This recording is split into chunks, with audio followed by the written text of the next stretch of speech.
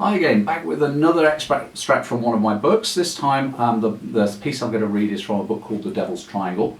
As I explained on my other video, this book is written about an English family going on holiday to Florida every year. And they go out there for a very good reason. The mum of the family vanished out there 9 years ago, and the dad is obsessed with finding out what happened to her. She's officially been declared missing, presumed dead, and so he's gained insurance money and he's bought a house out in Florida, and he takes his children out there every year. Now the two children, twins, have grown up with this going to Florida every summer and dad going off looking for clues. And this time now the two, the boy and the girl, are both 14 years old. The boy has got so bored with going to Florida because there's not a lot to do in the part where they were out in the Florida Keys apart from swimming, a bit of fishing. So there's a limited amount of things that they can do. So he's taken his best friend on holiday with him this year, and whilst dad's out, they've been a bit naughty and they've borrowed his boat without his permission, and they've gone out deep sea fishing and they got caught in a storm. Now they've crash landed the boat onto a beach that looks nothing like the Florida Keys. They've survived a night in the jungle, and at this point in the story that I'm going to pick up, they've gone back to look for the boat. Now, as you may have noticed in my previous stories, previous story that I wrote, I don't like snakes, okay? The ice worms, one of those things, a lot of my monsters tend to be quite snake-like, and that just comes from lots of experiences with snakes around the world. I don't have time to tell you about those right now. But here we go. So this is an extract where they're on the beach, they're going looking for the boat. "Hey, look at that," Callum exclaimed as they reached the very heart of the bay. He pointed at the surf and ran off at a sprint towards the water. Sam followed. It took a few seconds for him to realise what Callum was so excited about. The shallows were literally boiling with fish. Not small fry, but a mass of medium and large sized fish thrashing around, apparently throwing themselves at the beach. Sam had never seen anything like it before. "Come on, there's so many we should be able to grab them with our hands," Callum yelled. "I'm sure Brad and Leah would appreciate an easy meal." "I'm not sure, Cal," Sam replied, stopping short of the water. "I've never seen fish behave like that before."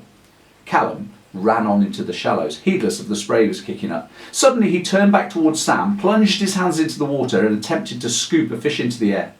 His first effort failed as the fish he tried to lift slipped through his fingers and barely broke the surface. But on his second attempt, Callum succeeded in sending a good-sized fish sailing through the air towards Sam. It landed with a wet slap and instantly began to flap and flip around on the sand.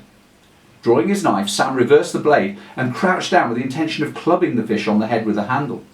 As he did so, a shadow in the surf caught his eye, and his heart leapt. A dark shape was racing along the wave and into the shallows faster than Sam would have believed possible. "Callum, look out!"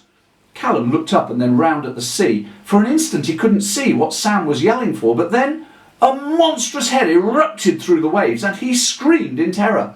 It was a thing of nightmares, and it was coming straight for him at speed. His first fleeting impression before he ran was of a huge gaping mouth filled with a mass of teeth. It had bulging green eyes and a long, sinuous black body. Then he was flying from the water, bounding through the shallows with long, high steps.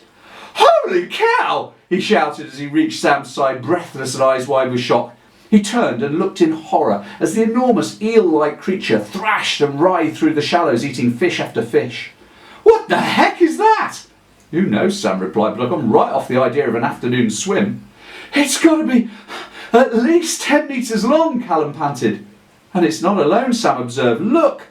3 more of the monsters had appeared, angling through the surf at high speed. They also ploughed into the stranded shoal of fish and began to feed. "Well, glad I didn't know about those things when we were on the boat yesterday. They're even scarier than that Nessie creature that came and took a look at us. I'd have been bricking myself if I'd realised there were a whole bunch of monsters hiding beneath the waves." Cal," Sam said, backing slowly away from the sea. "Yeah? Have you ever seen a conger eel move on sand?" "No, why?" "Trust me, they move pretty quick, and I think that big fella over there fancies more than just fish for lunch. Run!" Callum didn't need telling twice. The creature's body hissed through the shallows and across the sand as it began to chase them up the beach. Sam ran as fast as he could, a surge of adrenaline racing through him as he tore up the beach. He could hear Callum just behind him. His friend wasn't a natural runner, but it appeared he could run faster than most when motivated. Sam glanced over his shoulder. The beast hadn't given up. Its green eyes held a deadly focus, and it was slithering across the sand at frightening speed. By chance, in that instant of looking back, Sam's right foot landed in a particularly soft patch of sand. Before he could react, his ankle turned and he was down. He cursed as he hit the sand and rolled to a stop. Sam flinched as Callum hurdled him and kept running.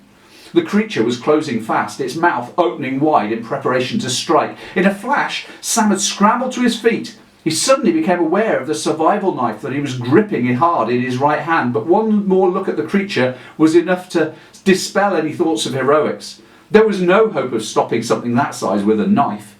He turned and ran again, with the creature literally snapping at his heels. His right ankle felt as though it was on fire as he ran, but Sam closed his mind to the pain and he concentrated on trying to catch up with Callum. He dared not look back again until he was nearly at the trees. Callum had stopped there. He was red-faced, panting and speechless. But the fact that he stopped told Sam what he needed to know. The creature had given up the chase.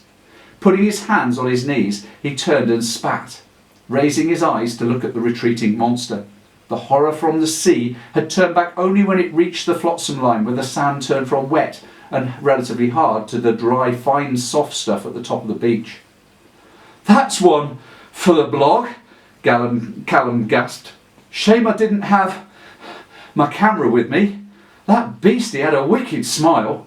Sam nearly choked as he laughed and panted simultaneously, put his hand on his friend's shoulder and shook his head, unable to speak. They both watched as the monster snaked its way back down to the water and slipped into the surf. By the time it finally disappeared, Sam had recovered his breath. "Come on," he urged. "Let's get away from here. I don't think it'll come back, but I'd rather not wait around to find out.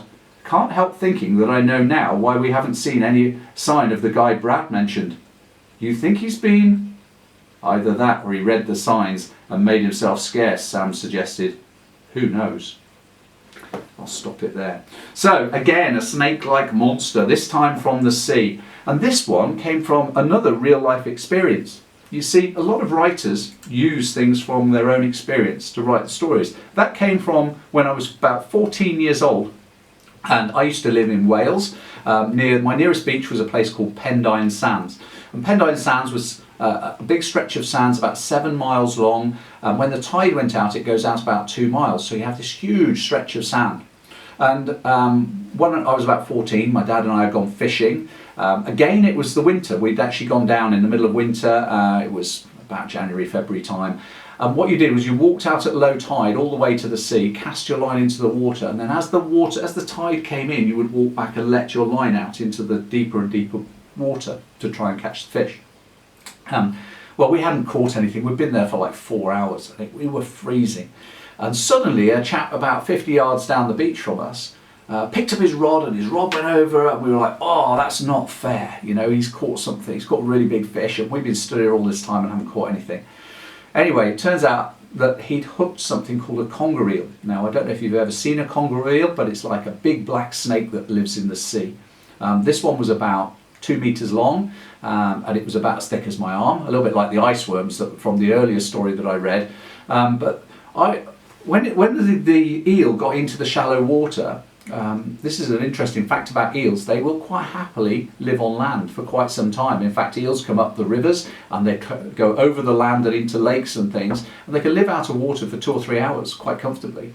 So anyway, this big eel that this chap had caught got into the shallow water and suddenly decided, "I don't want to be caught anymore. I'm going to teach this fisherman a lesson." And so it came out of the water and chased him up the beach, which was hysterically funny at the time. My father and I were just crying with laughter watching this chap as he threw his rod in the air and legged it up the beach, running away from this massive eel that was chasing him up the beach, snapping at his heel. But I just thought, wouldn't it be great if, rather than a couple of meters long and as thick as my arm, it was like 10 meters long and big enough to eat somebody in a couple of bites. Now that's a real fish.